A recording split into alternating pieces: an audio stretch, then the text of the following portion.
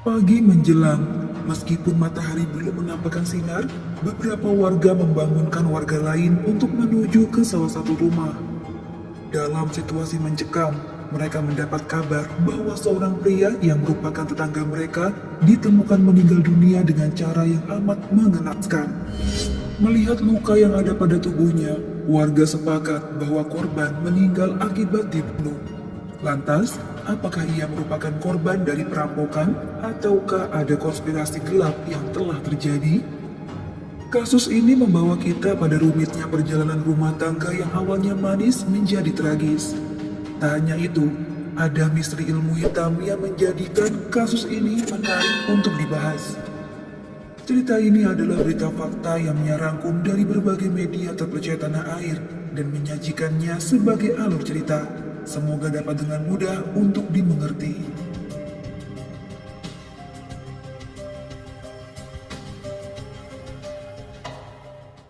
Kita kenalan dulu dengan sepasang suami istri. Sang suami bernama Salman berusia 42 tahun, sedangkan istrinya bernama Rifna berusia 31 tahun. Keduanya dikaruniai dua orang anak. Salman bekerja sebagai karyawan di PT Surveyor Indonesia.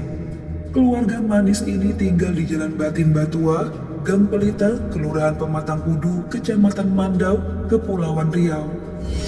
Keluarga yang kelihatannya harmonis, tiba-tiba terguncang prahara. Seperti yang biasa terjadi dalam hubungan pernikahan yang memasuki tahun-tahun sensitif, di mana usia pernikahan di atas 5 tahun adalah masa-masa penuh cobaan. Biasanya masalah ekonomi, buruknya komunikasi, bahkan masalah perselingkuhan. Beberapa masalah inilah yang sering dijadikan alasan bagi beberapa pasangan memutuskan untuk berpisah.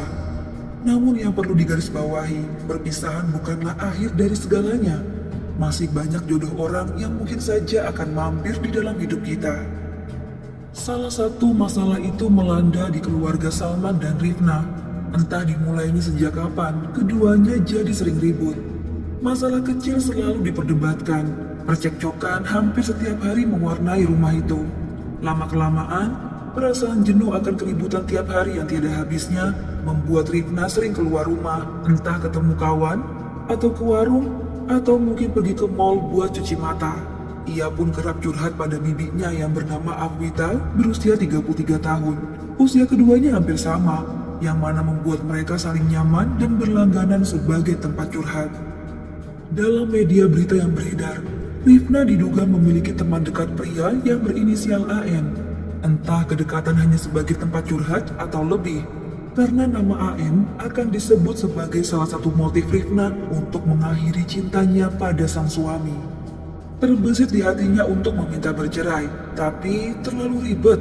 Akhirnya ia memikirkan segala cara untuk membuat suaminya itu bisa menutup mata selamanya. Meskipun ia nggak mau menggunakan tangannya sendiri karena takut dipenjara dan takut kehilangan rumah serta kedua anaknya, terbesitlah dalam pikirannya untuk pergi ke dukun santet. Ia mencari kesana kemari sosok dukun ampuh yang bisa mematikan orang. Hal ini juga diceritakannya pada AN, bagaikan sumbu kompor yang dituang minyak tanah. AN memberi satu nama yang disebut sebagai orang sakti mandraguna luar biasa. Pria itu bernama Honas Saputra berusia 33 tahun. Singkat cerita, tanpa pikir panjang Rifna langsung menuju ke rumah Honas. Ia menyampaikan maksud hatinya untuk menyudahi hidup sang suami. Hanya dengan uang ratusan ribu rupiah, Honas memberi sebotol minuman pada Rifna untuk diminum suaminya. Minuman bukan sembarang minuman, itu adalah air perasan jeruk purut yang nampak menyegarkan, namun mematikan. Cairan pelepas dahaga itu ternyata sudah berisikan mantra jahat yang membuat peminumnya terjungkal gak bernafas. Nah, paling tidak itu adalah harapan Rifna. Dengan sangat yakin tanpa keraguan, ia memberikan minuman itu dan berharap suaminya langsung koit. Namun sayang pemirsa, ditunggu beberapa waktu, suaminya malah segar bugar karena kandungan vitamin C dalam perasan jeruk purut yang diminumnya. Lah ini membuat Rifna jadi kesel setengah mati. Hatinya diliputi dendam, apalagi wajahnya selalu muram ketika suaminya pulang dari bekerja. Membuat Salman jengkel dan berkata kasar pada sang istri. Jadi, mulai dari sinilah hubungan keduanya kian memanas. Mereka tak lagi tidur berdua. Rifna akan bersama kedua anaknya dan Salman tidur di ruangan lain. Saat itu di mata Rifna, Salman udah gak sebaik dulu.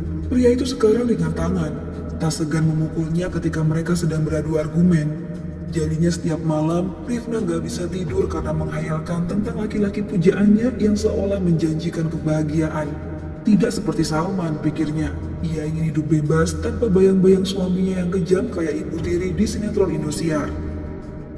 Akhirnya pada tanggal 13 Mei tahun 2019, tepatnya pukul 5 pagi, seperti biasa Rifna bangun dari tidurnya dan hendak membangunkan sang suami untuk sholat subuh dan siap bekerja. Rifna terus memanggil suaminya namun tidak ada jawaban. Lantas ia masuk ke dalam kamar dan sekilas melihat sang suami yang dalam keadaan semerawut. Ketika Rifna membelalakan mata, ia melihat tubuh suaminya dipenuhi cairan merah. Sontak saja ia menjerit histeris, membangunkan anak-anaknya, dan warga sekitar rumah pun berdatangan satu persatu. Melihat tubuh Salman dipenuhi cairan merah dan tak bergerak, warga segera melapor ke polsek terdekat. Dan tak lama kemudian, petugas datang bersama tim medis, juga beberapa aparat desa memenuhi TKP. Dalam pemeriksaan awal, Salman sudah meninggal dunia sebelum ditemukan oleh istrinya. Dari luka-luka yang diterimanya, korban dipastikan meninggal akibat dibunuh.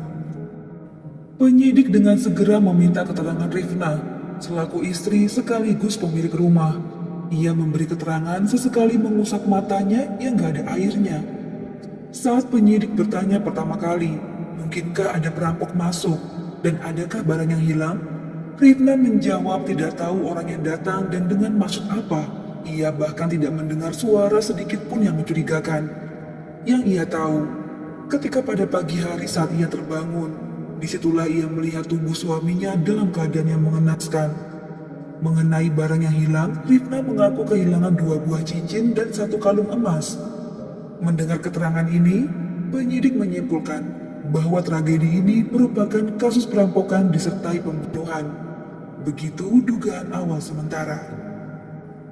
Apakah selesai sampai di sini? Tidak. Gosip miring menyeruak diperbincangkan oleh warga.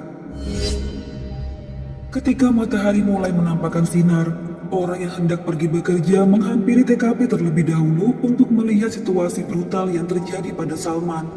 Pria yang dikenal cukup baik dan ramah. Kemudian sekitar jam 7 pagi, jasad korban dibawa ke rumah sakit Mandau untuk divisum, namun akan dikirim ke Pekanbaru untuk proses autopsi. Seketika, TKP dibanjiri oleh rekan kerja Salman yang ingin berbelasungkawa.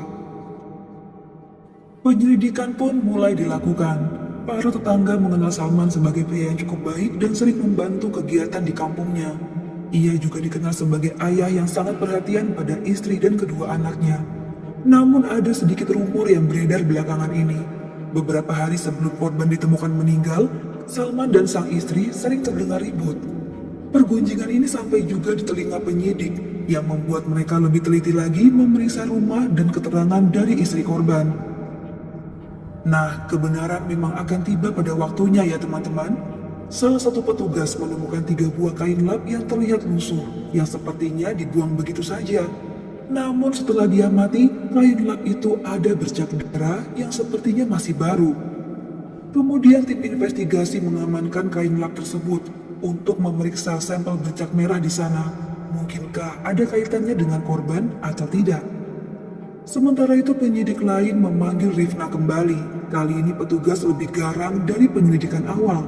Mereka ingin mencocokkan keterangan Rifna dengan situasi rumah kala kejadian terjadi.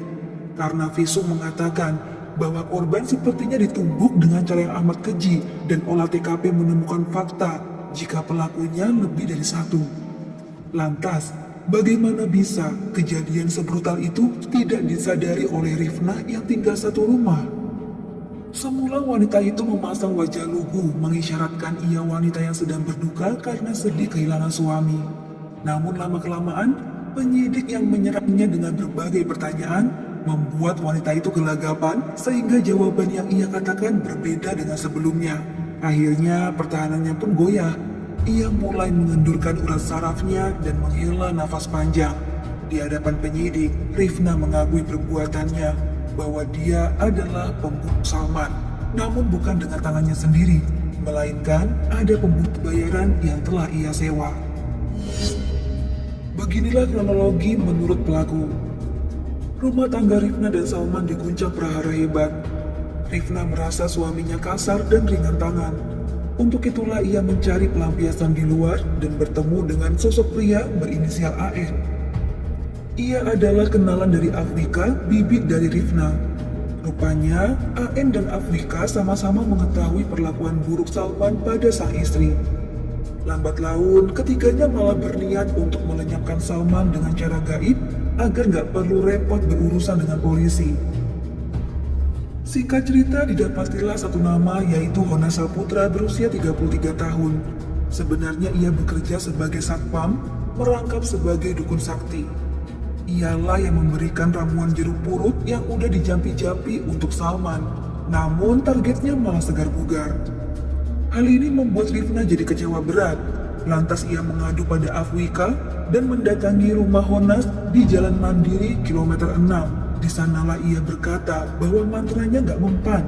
Karena udah nggak sabar lihat suaminya koib, Rifna dengan tegas menyuruh Honas untuk memakai cara manual, yaitu menghabisi sendiri dengan tangan. Awalnya Honas Saputra menolak, Afwika juga enggan.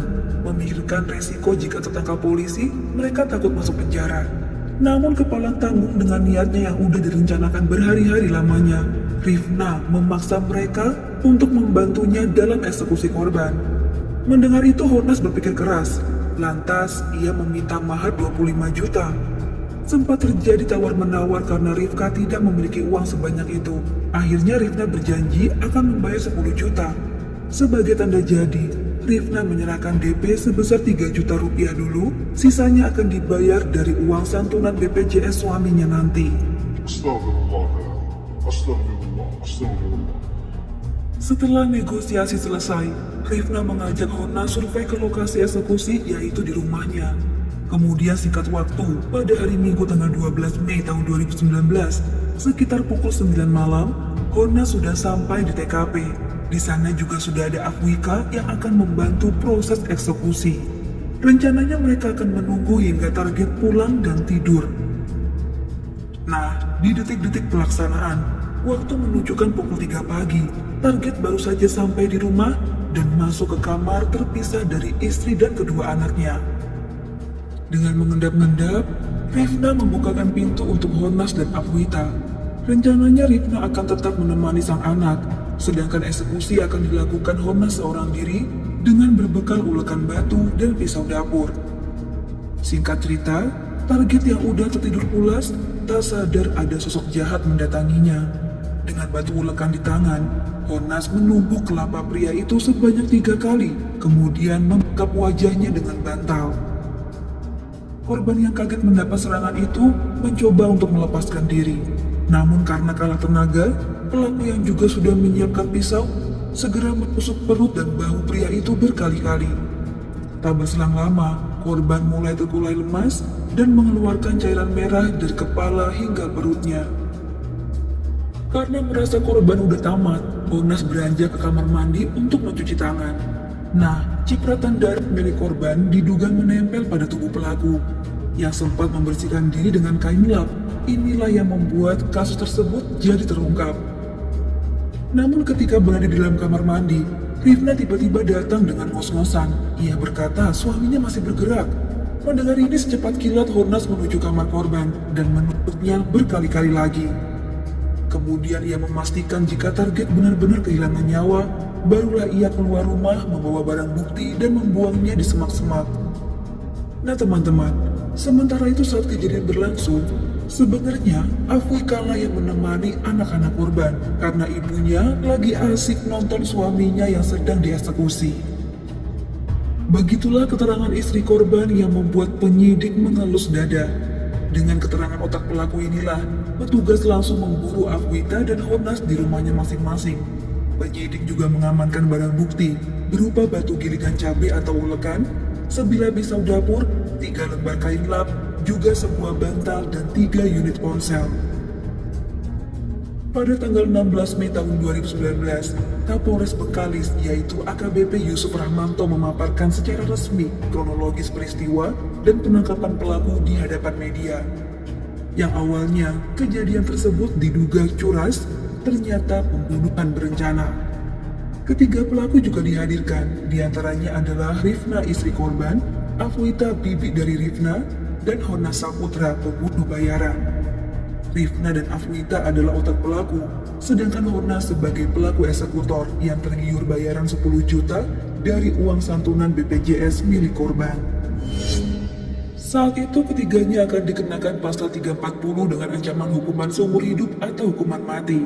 Namun sayangnya pada sidang putusan di awal bulan Desember tahun 2019, Hakim Pengadilan Negeri Bengkalis memvonis Rifna dan Afwita dengan 18 tahun penjara, sedangkan Hona Saputra 16 tahun penjara.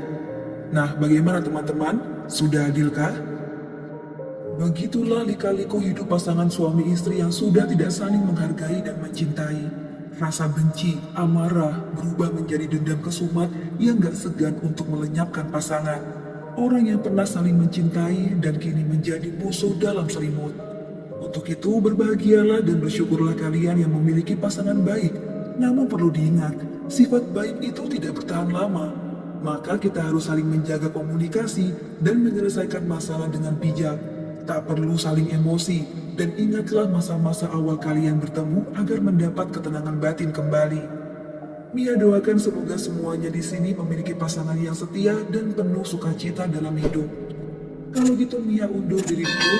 Mohon maaf banget jika ada salah-salah kata dalam pembuatan video. Sampai jumpa di video selanjutnya. Bye.